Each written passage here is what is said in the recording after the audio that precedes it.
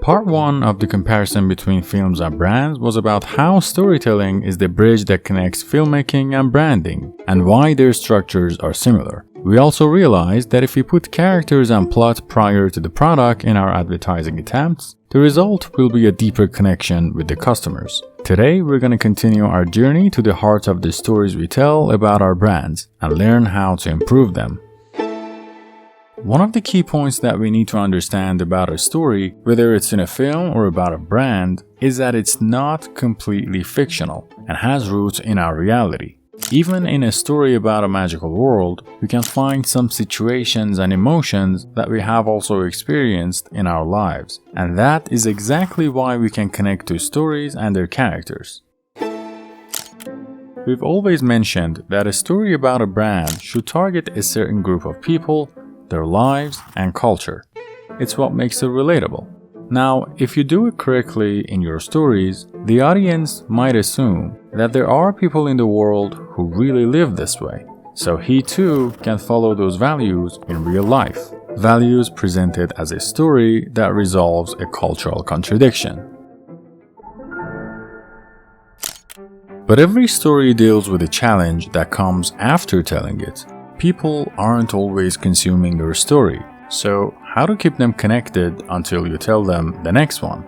The solution in media and film industry is that they make reminders, like posters, figures, and interviews that reconnect people to the story, as well as creating an additional market for them.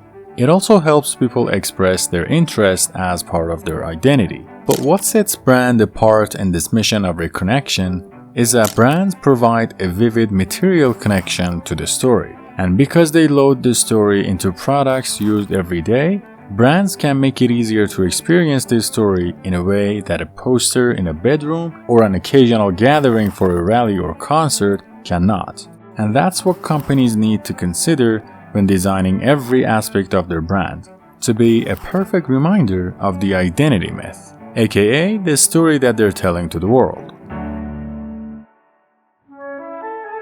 This brings up a crucial aspect of brand storytelling, that the story your brand is telling is a main part of your strategy and should be crafted not as an additive, but as the food itself.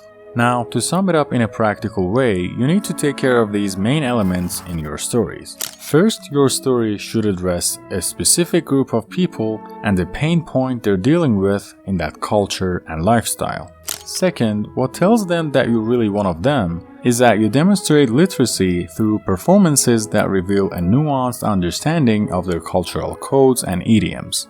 And third, your brand story must emanate charisma, something that compels audiences to enter your worldview by adopting a distinctive and compelling aesthetic style that's organic to the culture you're targeting.